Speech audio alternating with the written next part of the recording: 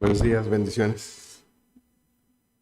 Esta mañana continuamos nuestro estudio de la confesión. Y antes de iniciar, vamos a pedir al Señor su auxilio. Dios y Padre nuestro, gracias damos en esta mañana. Una vez más nos presentamos delante de ti como tu pueblo. Busca escuchar tu voz. Señor, auxílianos en esta mañana a prestar atención a aquello, tu palabra, esa que tú has dejado, y aquellas doctrinas que encontramos en ella, que encontramos resumidas en nuestra confesión.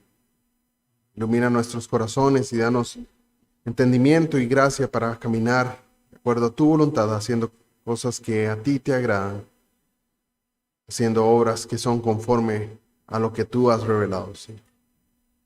En el nombre de tu Hijo Jesucristo lo pedimos, con la auxilia de tu Espíritu Santo. Amén. Como hemos ido a través hace ya algún tiempo, ahora estamos en el capítulo 16 de nuestra confesión. Al llegar a este capítulo, hemos ido viendo la doctrina acerca de las buenas obras. Esta doctrina es muy importante para la vida de los creyentes.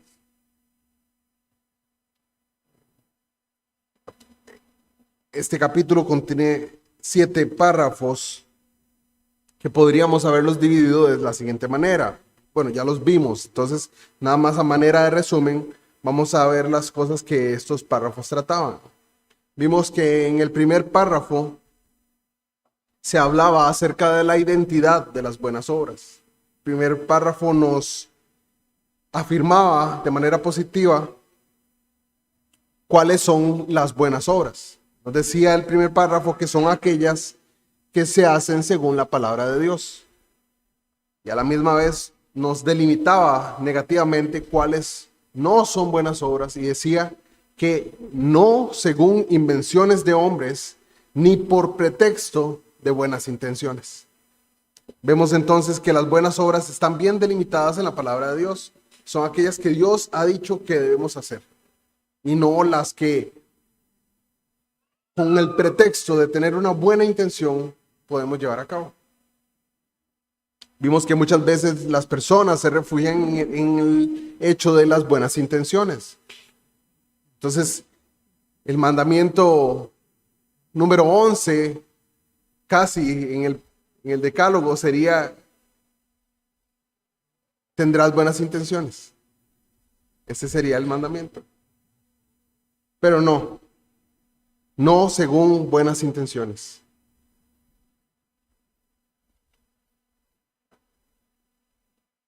El párrafo 2 de este capítulo nos definió cuál era la importancia de las buenas obras. ¿Por qué son importantes las buenas obras en las vidas de los creyentes? Bueno, y nos daba 7 puntos. Uno es que es el fruto y la evidencia de una fe verdadera. Por eso son importantes las buenas obras, porque son el fruto y evidencia de una fe verdadera en la vida de los que han creído. Segundo, son una demostración de gratitud al Señor. Todas nuestras buenas obras son hechas en agradecimiento por lo que Dios ya ha hecho por nosotros. En tercer lugar, las buenas obras son importantes porque fortalecen la seguridad de los creyentes. Al hacer buenas obras como creyentes, vemos que estamos caminando en el camino. ¿En cuál camino? Bueno, en Cristo. Estamos andando conforme a lo que Él ha dicho, conforme a lo que Él ha mandado. Por eso fortalecen la seguridad. En cuarto lugar, también edifican a nuestros hermanos. Nuestras buenas obras son vistas por aquellos que nos rodean en la iglesia del Señor y son motivación para avanzar. Son motivación para caminar. También estas buenas obras son un adorno del evangelio que profesamos. No podemos profesar que hemos creído y recibido lo que el Señor tiene, ¿verdad? Su salvación, su justificación, su santificación, si no estamos caminando en buenas obras. Son también entonces ese adorno del evangelio que profesamos. Número 6, dice nuestra confesión que tapan la boca de los adversarios. Entonces, ¿qué significa esto? No es que literalmente van y tapan la boca, pero sí confrontan a aquellos que se oponen al evangelio. Cuando somos consistentes, cuando somos consecuentes con lo que el Señor ha hecho en nosotros. Y también, por último, y más importante de todos, glorifican a Dios.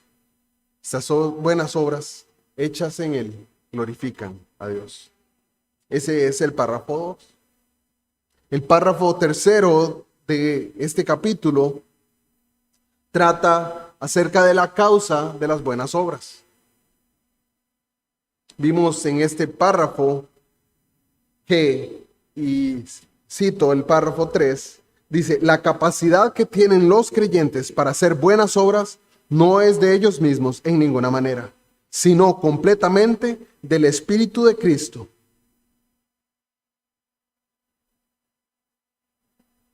Y para que puedan tener esta capacidad, además de las virtudes que ya han recibido, necesitan una influencia real del mismo Espíritu Santo para orar en ellos tanto el querer como el hacer por su buena voluntad. Vemos entonces que es el Espíritu Santo obrando en los creyentes, no proveyendo una excusa para ser negligente y dejar de hacer buenas obras, sino todo lo contrario. La afirmación es el Espíritu Santo obrando en la vida de cada creyente, ayudándole, motivándole, esforzándole a hacer buenas obras, dando más evidencia, siendo más consistente. Es más bien las buenas obras en la vida de los creyentes, la consecuencia necesaria de una vida que ha sido transformada. Esa es la causa de las buenas obras, decía nuestro párrafo 3. También fuimos a través de los párrafos 4 y 5, y en ellos entendimos cuáles son las limitaciones de las buenas obras. Vimos que es imposible llevar a cabo obras de supererogación, y hablamos acerca de la supererogación. ¿Qué significa? Bueno, obtener más mérito del que era necesario para alcanzar el cielo. Es imposible llevar a cabo obras de supererogación. Vimos por qué no. Bueno, porque los hombres no han podido llevar a cabo siquiera lo que Dios demanda. No ha habido nadie que lo haya hecho. Y vimos cómo también, aún si un hombre, una mujer lleva a cabo a la perfección todo lo que Dios ha mandado, todo perfectamente, solo habríamos llegado a ser siervos inútiles, porque hicimos lo que Dios nos había mandado, nunca más. Entonces no hay mérito tampoco en ello. Confesión nos proveía de 5 puntos por los cuales las obras se encuentran limitadas hablando de esto. Uno era que hay una total desproporción entre los hombres y Dios. En esos mismos párrafos, en los 4 y 5. Hay una desproporción total entre los hombres y Dios. Hay una desproporción infinita entre lo terrenal, lo temporal y lo celestial y eterno. También nuestras obras no aprovechan en manera alguna a Dios. Nuestras obras no son de provecho a Él. Nuestras buenas obras son de provecho a nosotros, delante de Dios, pero no a Dios. Podemos hacer todas las cosas buenas en esta vida y a Dios no le habremos agregado nada. Nada. Vimos también que habiendo cumplido nuestro deber delante de Dios perfectamente, solo hemos hecho lo que debíamos hacer. Y también vimos que en cuanto a nuestras buenas obras proceden del Espíritu de Dios, no puede haber ninguna jactancia. Bueno, y en cuanto proceden de nosotros, aún se encuentran contaminadas o manchadas con pecado. Entonces, a manera de resumen de los párrafos anteriores, ahora llegamos a los párrafos 6 y 7 de este capítulo. Y en los párrafos 6 y 7 tenemos delimitado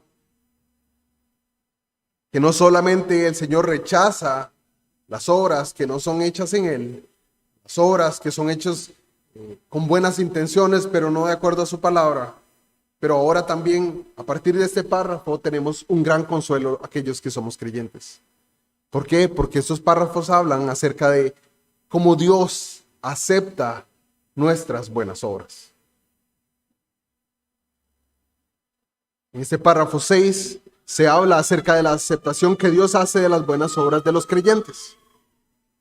Y luego el párrafo 7 habla acerca del rechazo que Dios hace acerca de las aparentes buenas obras que hacen los incrédulos.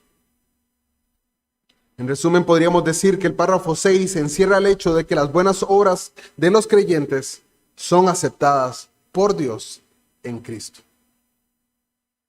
Vamos a leer el párrafo 6. Dice: no obstante, por ser aceptados los creyentes por medio de Cristo, sus buenas obras también son aceptadas en Él. No como si fueran en esta vida enteramente irreprochables e irreprensibles a los ojos de Dios, sino que Él, mirándolas en su Hijo, le place recompensar aquello que es sincero, aun cuando esté acompañado de muchas debilidades e imperfecciones. Y este es un gran consuelo. Este párrafo nos presenta una verdad muy importante. Nos dice que debido a que el creyente está ahora en Cristo, Dios lo acepta completamente. Por lo tanto, nuestros esfuerzos por hacer buenas obras son agradables delante de Dios. Veámoslo así. El único Dios vivo y verdadero, el Todopoderoso, se complace con nuestras buenas obras.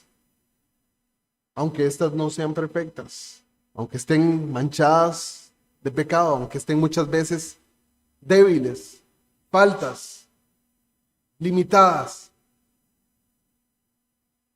La encrucijada que vemos aquí yace en la pregunta de por qué deberíamos preguntarnos cada uno de nosotros. El yo soy, el Dios creador de todo lo que existe, el que ha hecho todas las cosas buenas, vuelve a ver nuestras obras, pobres, débiles, y las acepta. ¿Por qué Dios hace eso? Si al fin y al cabo no son totalmente buenas. Bueno, en esta mañana debemos prestar atención y entender que es por una simple y sencilla razón. Porque Dios ahora ve a los creyentes en unión con Cristo. Y hermanos, eso es el mayor consuelo que podemos tener en esta vida. Que Dios nos ve a través de Cristo. Como sumergidos, como unidos a Él, como abrazados plenamente a Él. Y por eso acepta nuestras buenas obras. Dios nos ve ahora en unión con Cristo y justificados únicamente sobre la base de su perfecta justicia. Entonces Dios se complace en aceptar e incluso recompensar nuestros esfuerzos sinceros por obedecerle, por honrarle. A pesar de que nuestras obras estén acompañadas de tantas debilidades e imperfecciones, como dice la confesión.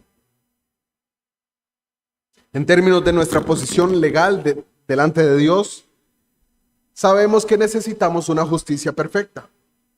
Una justicia perfecta, una justicia sin pecado para lograr ser justificados delante de Dios. Esa justicia fue provista para nosotros en Cristo Jesús. Pero cuando se trata de hacer frente a la perfección requerida en la ley de Dios, estaríamos completamente deshechos, completamente desamparados en nosotros mismos. Pero la confesión habla de nuestra unión con Cristo. Dios nos acepta por completo. Dios se agrada de nuestros esfuerzos sinceros e imperfectos por servirle. Podemos agradar a Dios y esto lo hacemos a través de Jesucristo. Si nos volvemos por un momento a Efesios capítulo 1,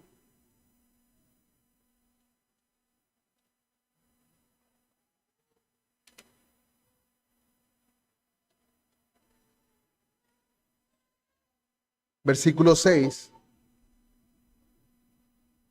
Vamos a leer un poco antes, pero vamos a Efesios 1. 1:3.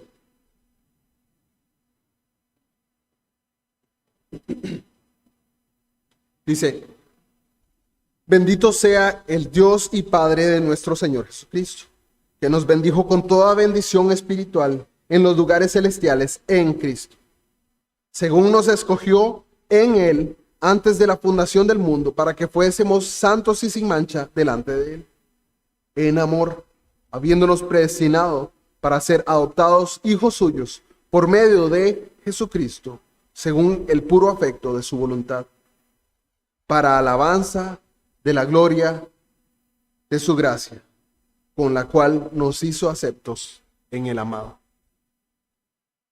Si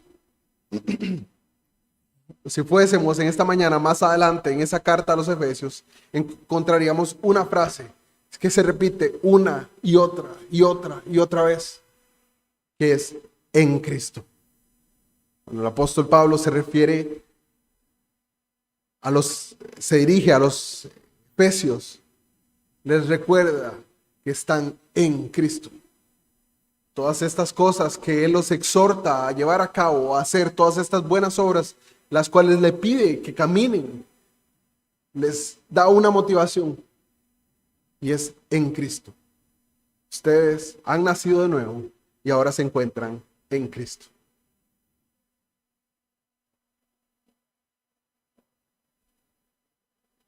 A veces como cristianos podemos tener dificultades para decir o creer que nuestras obras son aceptables delante de Dios. Muchas veces vemos nuestras buenas obras, y conociendo las limitaciones que tenemos, nos es difícil reconocer de que son aceptadas delante de Dios.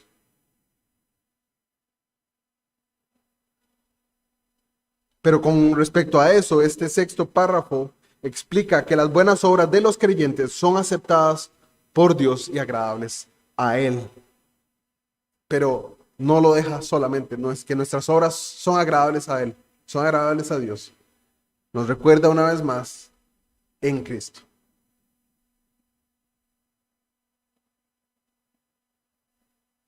Asimismo, si vamos al párrafo 7, veremos cómo las obras de los hombres no regenerados. Leamos el párrafo 7.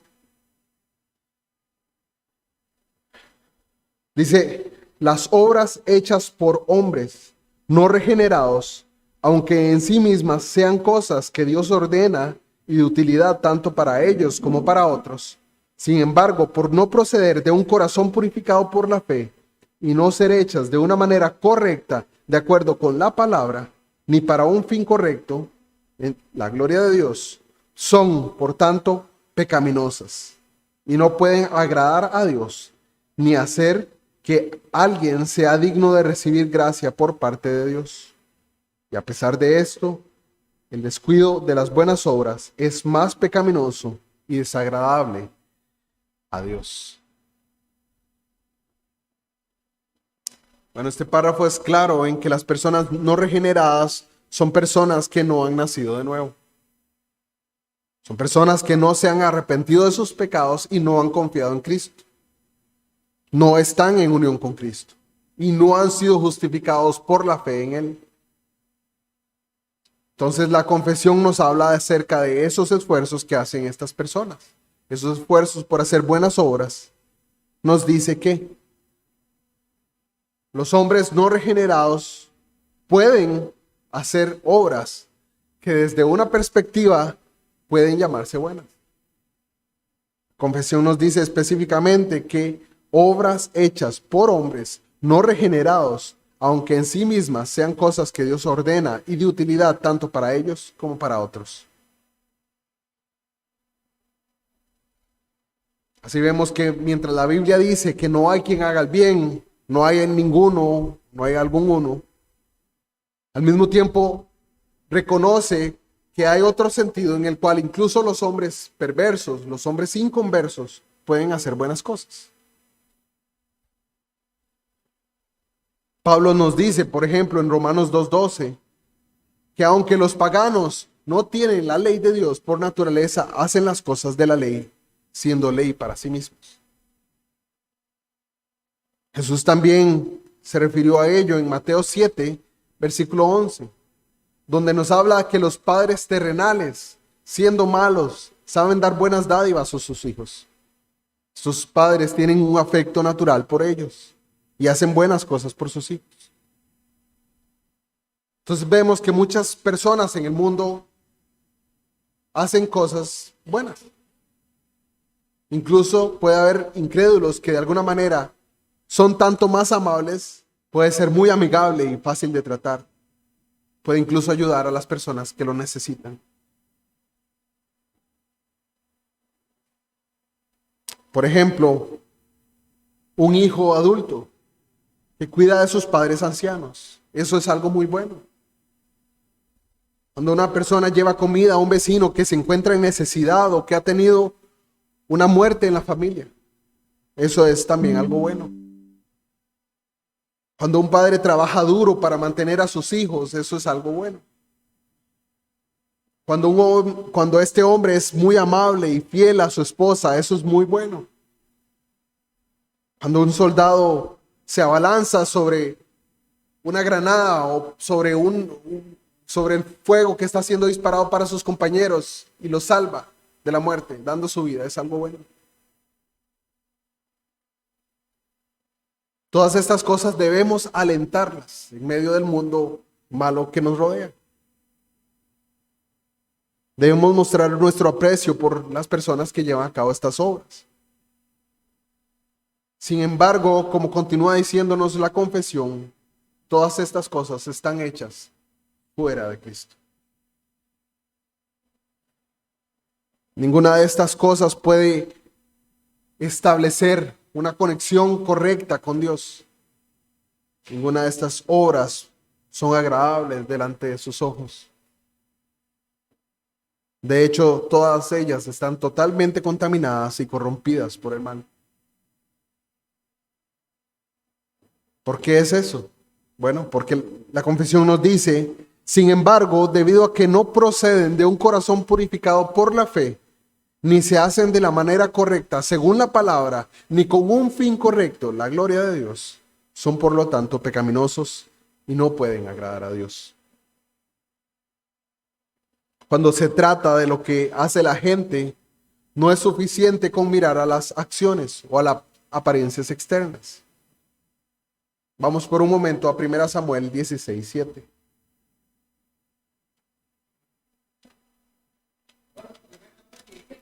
Primer libro de Samuel 16:7.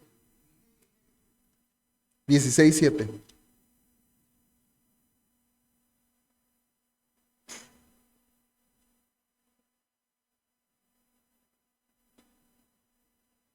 Pasaje que hemos escuchado muchas veces.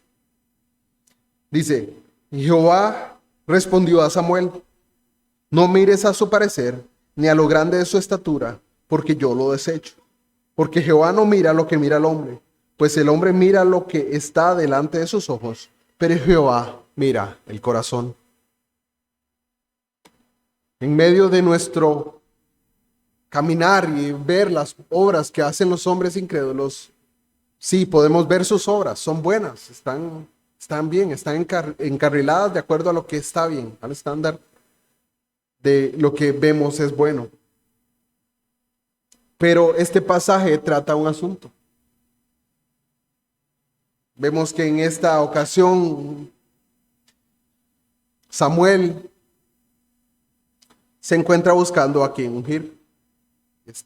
Isaí llama a todos sus hijos, del mayor a casi el menor, al penúltimo, los llama y los presenta delante de Samuel. Y Samuel ve a estos hombres grandes, fuertes, aguerridos, fortalecidos, y dice, este tiene que ser el nuevo rey de Israel. Pero el Señor le dice que no mire a las apariencias externas, que mire al corazón, que el Señor a quien ve es el corazón. Y en eso, en la narración vemos cómo Isaí llama a su último hijo. Él ni siquiera daba nada por él. Bueno, sí, tengo un hijo más que anda ya cuidando las ovejas. Ese es como el último que queda. Bueno, mándalo a traer. Y al fin y al cabo, David vemos que es ungido. Si continuamos la lectura. Pero muchas veces vemos que en medio de nosotros se usa como una excusa para hacer malas obras. ¿Por qué? Porque las personas, los hombres se escudan bajo el hecho de que puedo estar haciendo obras malas y puedo estar caminando totalmente incorrecto, totalmente pecaminoso. Pero Dios lo que mira es el corazón. Muchas veces esa es la excusa que escuchamos. Pero este no es un pasaje que excusa tal condición. Porque David ciertamente era un hombre valiente. Era un hombre temeroso de Dios. Y actuaba conforme a eso. Sus obras hablaban de la fe que David tenía. David se nos narra que pastoreaba las ovejas, pero que al venir un oso, David luchaba con él. Al venir un león, David luchaba con él también. Sus obras estaban de acuerdo a lo que había en su corazón. Nunca es este pasaje una excusa para decir que sí, yo puedo estar actuando mal y haciendo todo tipo de pecados, pero Dios lo que mira es el corazón. No es una excusa. Pero sí debemos considerar el asunto de nuestras razones y nuestras motivaciones para hacer las obras. Nuestra actitud hacia y nuestra relación con Dios cuando las llevamos a cabo. Según la confesión, una obra debe implicar al menos 3 cosas para ser buena. Vamos a ir a estas 3 cosas. Primero, nuestras buenas obras deben proceder de un corazón purificado por la fe. Un corazón purificado por la fe es un corazón creyente, un corazón regenerado, alguien que se ha arrepentido. Es un corazón nuevo dado a una persona por Cristo al darle salvación. Esto resulta en una pureza, en un lavamiento de ese corazón, de tal manera que no existiría si el Señor no hubiera hecho una obra en él. Es el corazón de una persona justificada solo por la fe en Cristo, en la cual el Espíritu de Dios habita, vive y santifica. Segundo, para hacer una obra verdaderamente buena, debe estar de acuerdo con la regla correcta. Debe haber sido hecha de acuerdo a la palabra de Dios. Esta es la regla. Este es el estándar por el cual Dios expresa su voluntad para las criaturas. Por ejemplo, el amor del esposo creyente, en cuanto es una obra verdaderamente buena, es un intento por imitar a Cristo en amor hacia la iglesia. Lo que significa que el esposo dará su vida por su esposa. Se negará a sí mismo en formas que son sacrificiales e incluso dolorosas para bendecir a su esposa como Cristo lo ha hecho con su iglesia. Y parte de su motivación será la demostración del evangelio de Dios a su esposa. También a sus hijos, incluso al mundo que los rodea. Tercer lugar, también debe haber un fin correcto a la vista, así como lo dice la confesión, la gloria de Dios. Esa es la cuestión que nos dicta la razón de la razón por la cual hacemos lo que hacemos. Una persona, por lo general, puede tener muchos fines ilegítimos a la vista para hacer cualquier cosa. Hay muchos buenos motivos, incluso identificados en la palabra de Dios. Sin embargo, el motivo último y esencial de todo lo que hacemos es la gloria de Dios. Una obra verdaderamente buena, entonces, nace de un deseo de glorificar a Dios. El Catecismo Menor de Westminster y el Catecismo Bautista también nos hablan acerca de esta pregunta, de cuál es el fin principal del hombre. La respuesta que obtenemos es: el fin principal del hombre es glorificar a Dios y disfrutar de Él para siempre. De modo que la bondad que fluye de un corazón recto y regenerado es de acuerdo con la palabra de Dios y para la gloria de Dios, por una vida transformada. Esas son las tres cosas para una buena obra.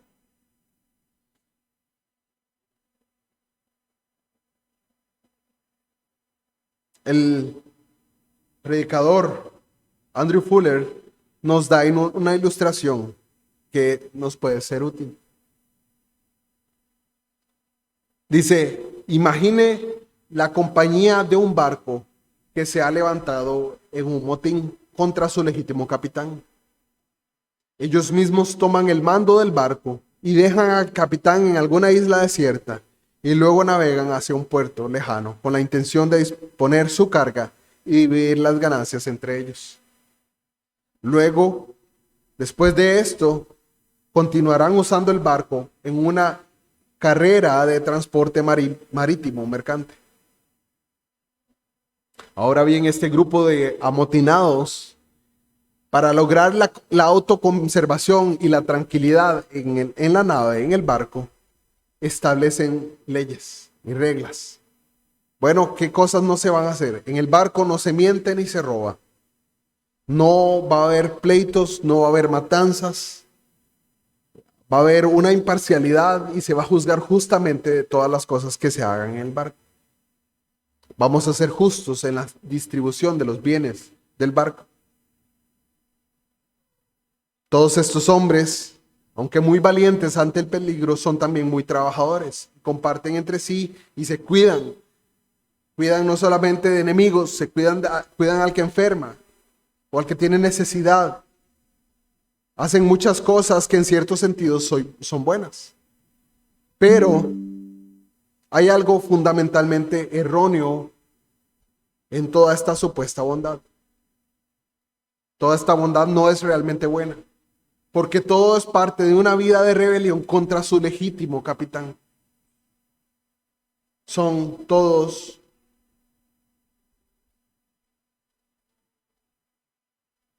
hombres capacitados, prontos para continuar sus vidas rebeldes, pero con paz y tranquilidad.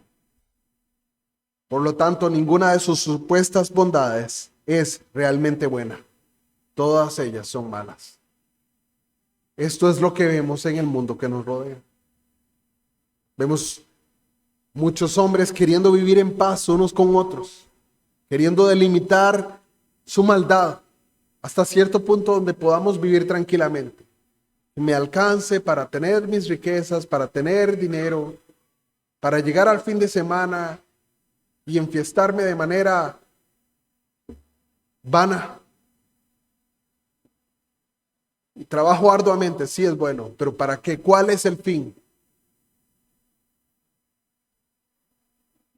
¿Cuál es el fin de estas cosas?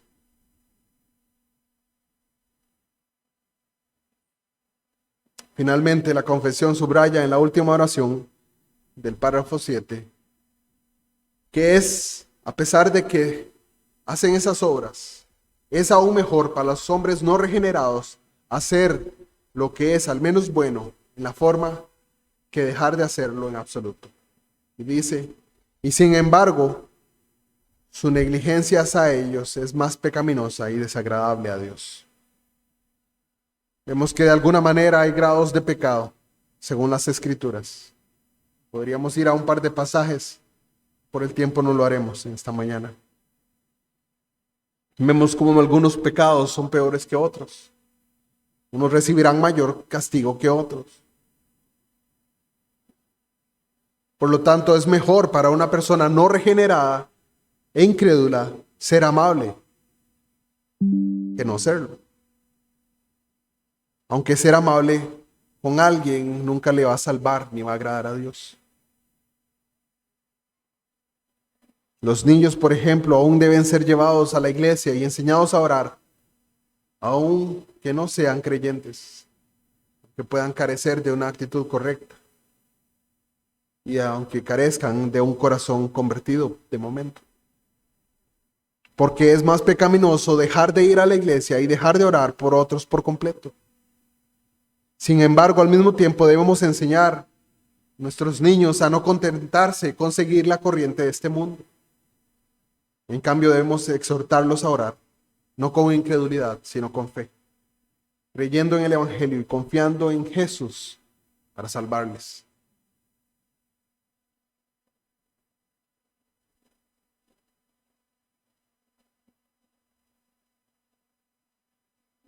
Vemos cómo Dios determina, en resumen de este capítulo, qué obras son buenas.